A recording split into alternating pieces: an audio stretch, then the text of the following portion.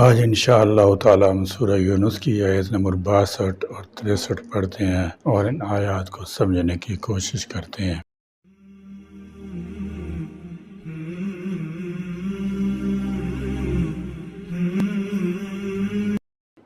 اعوذ باللہ من الشیطان الرجیم، بسم اللہ الرحمن الرحیم۔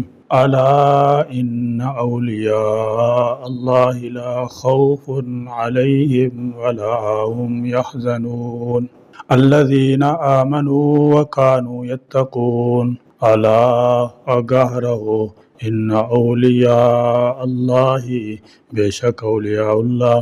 نافرمانوں کے بعد اللہ تعالیٰ اپنے فرمانبرداروں کا ذکر فرما رہا ہے، اور وہ ہیں اولیاء اللہ۔ اولیاء ولی کی جمع ہے، جس کے معنی لغت میں قریب کے ہیں۔ اس اعتبار سے اولیاء اللہ کے معنی ہوں گے وہ سچے اور مخلص مومن جنہوں نے اللہ کی اطاعت معاصی سے اجتناب کر کے اللہ کا قرب حاصل کر لیا۔ اس لیے اگلی آیت میں خود اللہ تعالیٰ جل شانہ نے بھی ان کی تعریف ان الفاظ سے بیان فرمائی، جو ایمان لائے، جنہوں نے تقوی اختیار کیا، اور ایمان و تقوی ہی اللہ کے قرب کی بنیاد ہے اور اہم ترین ذریعہ ہے۔ اس لغت سے ہر متقی مومن اللہ کا ولی ہے۔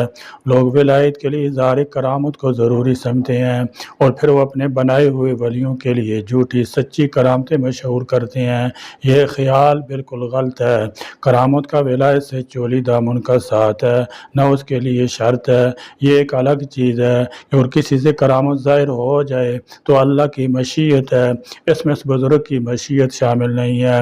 لیکن کسی متقی مومن متبع سنت سے کرامت کا ظہور ہو یا نہ ہو، اس کی ولایت میں کوئی شک نہیں۔ لا خوف، نہ کوئی خوف ہوگا، علیہم، ان پر، ولا ہم، اور نہ وہ، یحزنون، غمگین ہوں گے۔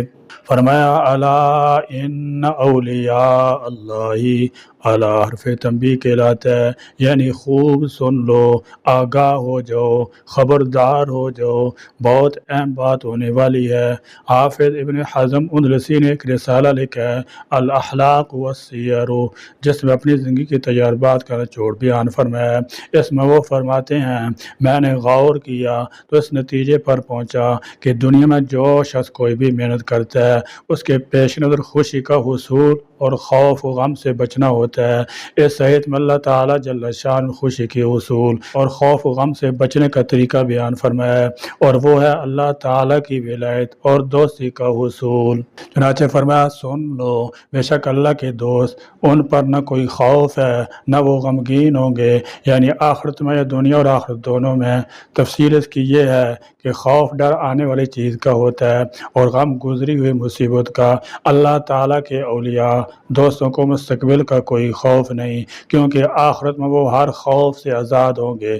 وہاں انہیں نہ کسی مصیبت کے آنے یا نعمت کے چھین جانے کا خوف ہوگا، نہ کسی گزشتہ چیز کا غم۔ اس کے بعد چونکہ اللہ کے دشمنوں کا نہ آخرت پر ایمان ہے، نہ اس کی نعمتوں میں ان کا کوئی حصہ۔ فرمایا اولئک الذین لیس لهم فی الآخرۃ الا النار وحبط ما صنعوا فیہا وباطل ما كانوا یعملون۔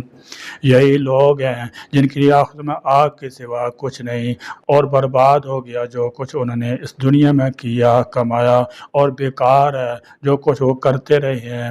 اس لیے ان کا ایک ایک لمحہ خوف میں گزرتا ہے۔ جو نعمت انہیں حاصل ہے اس کے چھن جانے کا خوف، اور جو حاصل نہیں ہے اس کے حاصل نہ ہو سکنے کا غم، پھر موت کا خوف، پھر بعد میں کیا ہوگا کچھ خبر ہی نہیں، غرض خوف ہی خوف۔ اس لیے اللہ تعالیٰ جل شانہ نے ان کے اموال و اولاد کو بھی حیات دنیا میں انہیں عذاب دینے کا ذریعہ بتایا۔ اللہ کے اولیاء کو آخرت میں کوئی غم نہیں ہوگا، کیونکہ ان پر دنیا میں گزری ہر تکلیف جنت کی ایک ڈبکی سے کافور ہو جائے گی۔ پھر غم کیسا؟ دنیا میں آنے والی مصیبتیں دنیا میں بھی ان کے لیے کفار کی طرح غم کا باعث نہیں بنتی۔ کیونکہ ایک تو ہر مصیبت پر اجر کی امید ہوتی ہے، دوسری تقدیر پر ان کا ایمان انہیں کفار جیسے غم سے بچاتا ہے کہ اللہ کی تقدیر میں لکھی ہوئی کوئی مصیبت ہماری کسی تدبیر سے نہ ٹل سکتی تھی اور نہ ٹل سکتی ہے، پھر غم سے کیا حاصل؟ فرمایا لِكَيْ لَا تَأْسَوْا عَلَى مَا فَاتَكُمْ وَلَا تَفْرَحُوا بِمَا آتَاكُمْ، تاکہ تم نہ اس پر غم کرو جو تمہارے ہاتھ سے نکل جائے اور نہ اس پر پھول جاؤ جو وہ تمہیں عطا کرے۔ یعنی خوف کا تعلق مستقبل سے ہے اور غم حزن کا ماضی سے۔ مطلب یہ ہے کہ چونکہ انہوں نے زندگی خدا خوفی کے ساتھ گزاری ہوتی ہے، اس لیے قیامت کی ہولناکیوں کا اتنا خوف ان پر نہیں ہوگا جتنا دوسروں کو ہوگا، بلکہ وہ اپنے ایمان تقوی کی وجہ سے اللہ کی رحمت فضل خاص کے امیدوار ہوں گے، اس کے ساتھ حسن ظن رکھنے والے ہوں گے۔ اسی طرح دنیا میں وہ جو کچھ چھوڑ گئے ہوں گے یا دنیا کی لذتیں انہیں حاصل نہ ہو سکی ہوں گی، ان پر انہیں کوئی حزن و ملال نہیں ہوگا۔ ایک دوسرا مطلب یہ بھی ہے کہ دنیا میں جو مطلوبہ چیزیں انہیں نہ ملی اس پر وہ غم و حزن کا مظاہرہ نہیں کرتے، کیونکہ وہ جانتے ہیں کہ یہ سب اللہ کی قضاء و تقدیر ہے، جس سے ان کے دلوں میں کوئی کدورت پیدا نہیں ہوتی، بلکہ ان کے دل قضاء الہی پر مسرور و مطمئن رہتے ہیں۔ الذین، وہ لوگ جو آمنو، ایمان لائے، وکانو، اور تھے وہ، یتقون، ڈرتے اللہ سے۔ اولیاء اللہ کی تعریف یہ بتلائے گی کہ جو لوگ ایمان لائیں اور اللہ سے ڈرتے رہیں، اور متقین کی صفات جو سورہ بقرہ کی ابتدا میں بیان ہوئی ہیں وہ یہ ہیں، وہ لوگ غیب پر ایمان لاتے ہیں، نماز قائم کرتے ہیں، جو رزق ہم نے انہیں دے رکھا ہے اس میں سے خرچ کرتے ہیں، اور اس کتاب الہی یعنی قرآن اور سابقہ کتابوں پر ایمان لاتے ہیں، اور روز آخرت پر یقین رکھتے ہیں۔ گویا جن ایمان لانے والوں میں مذکورہ صفات پائی جائیں وہ سب اولیاء اللہ ہیں۔ پھر چونکہ ایمان اور اتقاء کے بھی کئی درجے ہیں، اس لحاظ سے اولیاء اللہ کے بھی کئی درجے ہوئے، اور عرف عام اولیاء اللہ ان لوگوں کو کہتے ہیں جو ایمان اور تقوی کے بلند درجات پر فائز ہوں۔ اسی لحاظ سے بعض صحابہ سے ولی کی یہ صفت منقول ہے کہ ولی وہ مسلمان ہے جسے دیکھ کر اللہ یاد آئے، مخلوق خدا سے انہیں بے لوث محبت ہو اور مخلوق خدا سے انہیں بے لوث محبت ہو۔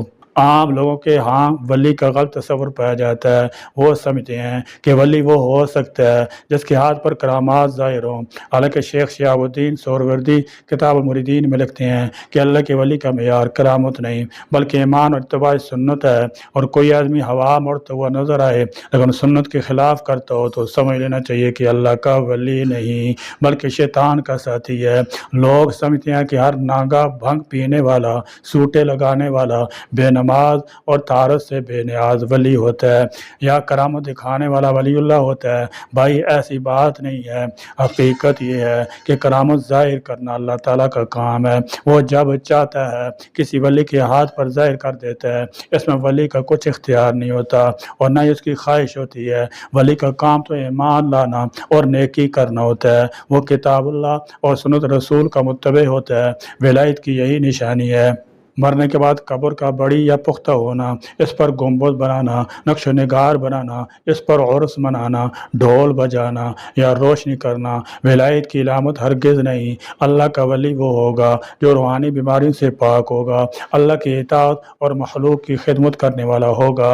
حضرت مولانا قاضی ثناء اللہ پانی پتی رحمۃ اللہ تعالی فرماتے ہیں کہ ولایت کے اسباب میں سے ایک یہ بھی ہے کہ اسے اچھے لوگوں کی مجلس نصیب ہو، ایسی مجلس سے اللہ کی محبت، عقیدے کی پاکیزگی، دنیا کی ناپائیداری، آخرت کی فکر پیدا ہوتی ہے۔ امام شاہ ولی اللہ محدث دہلوی رحمۃ اللہ تعالی فرماتے ہیں کہ ان کے استاد مکرم کی مجلس میں اگر کوئی شخص 1000 مرتبہ بھی آتا تھا تو ہر مرتبہ اپنے آپ کو حقیر طاری سمجھتا تھا۔ یہ اس مجلس کا اثر ہوتا تھا کہ ہر وقت اپنی کوتاہیوں پر نظر ہوتی تھی، اس لیے وہ اپنے آپ کو مخلوق کا حقیر ترین انسان سمجھتا تھا۔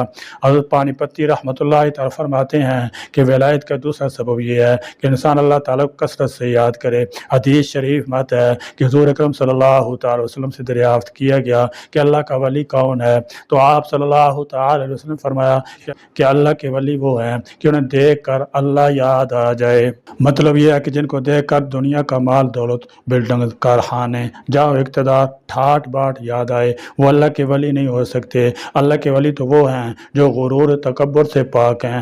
حضرت عبداللہ بن عمر رضی اللہ تعالی عنہما کا قول ہے، اپنے آپ کو کسی سے اچھا نہ سمجھے، اپنے آپ کو سب سے کم تر سمجھے۔ حضرت مولانا امداد اللہ مہاجر مکی رحمۃ اللہ تعالی فرماتے ہیں کہ حقیقت میں انسان سے جب تکبر ختم ہو جاتا ہے تو ولایت آ جاتی ہے۔ نیکی اس وقت پیدا ہوتی ہے جب غرور نہ ہو، کیونکہ غرور کی وجہ سے لوگ حکم خداوندی کے سامنے کرتے ہیں اور سنت کے اعتبار سے اعراض کرتے ہیں۔ سلف صالحین کا اسوہ ہمارے سامنے ہے، انہوں نے عز و انکساری کے بدولت ہی اعلیٰ مراتب پائے۔ حضرت ابراہیم بن ادم رحمۃ اللہ تعالی نے ایک شخص سے پوچھا کیا تم ولی اللہ بننا چاہتے ہو؟ اس نے کہا ہاں۔ آپ نے فرمایا دنیا آخر کی رغبت چھوڑ دے، اس لیے کہ دنیا کی رغبت ایک فانی چیز کی خاطر اللہ تعالیٰ سے روگردانی کرنا ہے، اور آخری رغبت ایک باقی رہنے والی چیز کی خاطر اللہ سے روگردانی کرنا ہے۔ اگر فانی چیز سے اعراض ہے تو فانی کی فنا ہونے کے ساتھ یہ اعراض بھی باقی نہ رہے گا، لیکن اگر باقی رہنے والی چیز سے اعراض ہے تو اس پر فنا نہیں ہوگی، لہٰذا اس کے اعراض پر بھی فنا نہیں ہوگی۔ لہذا اپنے آپ کو دونوں جہاں سے فارغ کر کے اللہ کی دوستی کے لیے تیار کرو، اور دنیا آخرت کو اپنے دل میں راہ نہ دو، اور خدا کی طرف دلی توجہ کرو۔ تیرے اندر یہ اوصاف پیدا ہو جائیں گے تو ولایت دور نہیں۔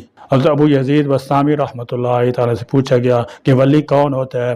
آپ نے فرمایا ولی وہ ہے جو اللہ تعالیٰ کے امر و نواہی پر قائم رہے، اس لیے کہ جس کے دل میں اللہ تعالیٰ کی محبت زیادہ ہوگی اس کے دل میں اللہ کے حکم کی عظمت بھی زیادہ ہوگی، اور اس کا جسم بھی اسی اعتبار سے اللہ تعالیٰ کی نئی سے دور ہوگا۔ حضرت با یزید بستامی کا بیان ہے کہ ایک دفعہ مجھے لوگوں نے بتایا کہ فلاں شہر میں ایک ولی اللہ موجود ہے، میں اس کی زیارت کے لیے روانہ ہوا، اس کی مسجد میں پہنچا تو اتفاق سے وہ بھی گھر سے مسجد میں آیا، تو آتے ہی اس نے مسجد میں تھوکا، میں وہیں سے بغیر سلام کلام کے واپس ہو گیا۔ میں نے کہا ولی کے لیے ضروری ہے کہ وہ شریعت کی پابندی کرے تاکہ حق تعالیٰ اس کی ولایت کی حفاظت کرتا رہے، اور یہ شخص ولی اللہ ہوتا تو مسجد میں نہ تھوکتا، مسجد کی عزت و حرمت کا خیال کرتا، یا اللہ تعالیٰ اسے اس بات سے محفوظ رکھتا۔ اسی رات میں نے خواب میں حضور اکرم صلی اللہ تعالی وسلم کی زیارت کی، آپ نے فرمایا با یزید تم نے جو کام کی ہے اس کی برکتیں تمہیں پہنچ گئی ہیں، اس سے اگلے دن ہی میں اس درجے کو پہنچ گیا جس پر تم سب لوگ مجھے دیکھ رہے ہو۔ کہا جاتا ہے کہ شیخ ابو سعید رحمۃ اللہ تعالی کی خدمت میں ایک شخص آیا، اس سے مسجد میں پیر بایاں پاؤں رکھا، آپ نے فرمایا اسے واپس کرو، کیونکہ جو شخص محبوب کے گھر میں داخل ہونے کے آداب بھی نہیں جانتا وہ ہمارے کام کا نہیں۔ یعنی اولیاء سے مراد وہ مخلص اہل ایمان ہیں جو اللہ کی بندگی گناہوں سے اجتناب کی وجہ سے اللہ کے قریب ہو جاتے ہیں، لیکن ہمارے ہاں الٹی گنگا بہہ رہی ہے، لوگ ایسے لوگوں اولیاء اللہ کا مرتبہ عطا کر دیتے ہیں جنہیں اپنا ہوش تک نہیں ہوتا، زندگی میں وہ کبھی نماز قریب بھی نہیں گئے ہوتے اور طہارت تک کی بھی فکر نہیں ہوتی۔ مطلب یہ ہے کہ اولاً تو اولیاء اللہ اور اولیاء الشیطان میں فرق کیا جائے، اور ثانیاً اولیاء کو ان کے مقام مرتبہ پر فائز کیا جائے، ان کے مقام مرتبہ میں نہ کمی کی جائے اور نہ زیادتی۔ بہرحال اس آیت میں اللہ تعالیٰ جل شانہ نے ولی کی دو صفات بیان فرمائی ہیں۔ نمبر ایک، ولی وہ ہے جو ایمان کے ساتھ متصف ہو، ایمان کا معنی ہے وہ صحیح اعتقاد جو قطعی دلائل پر مبنی ہو۔ نمبر دو، ولی کی دوسری صفت یہ ہے کہ وہ متقی ہو۔ تقوی کا معنی یہ ہے کہ جن کاموں کو کرنے کا اللہ تعالیٰ جل شانہ نے حکم دیا انہیں کرنا، اور جن کاموں سے منع کیا ان سے اجتناب کرنا، اور اس کے ساتھ ساتھ ہر اس کام کے لیے کوشش کرنا جس میں اللہ عز و جل کی رضا ہو، اور ہر اس کام سے بچنا جو اللہ عز و جل سے دور کرنے والا ہو۔ اللہ تعالیٰ جل شانہ ہمیں بھی اپنے مقبول بننے میں شامل فرمائے، آمین۔ وآخر دعوانا الحمدللہ رب العالمین۔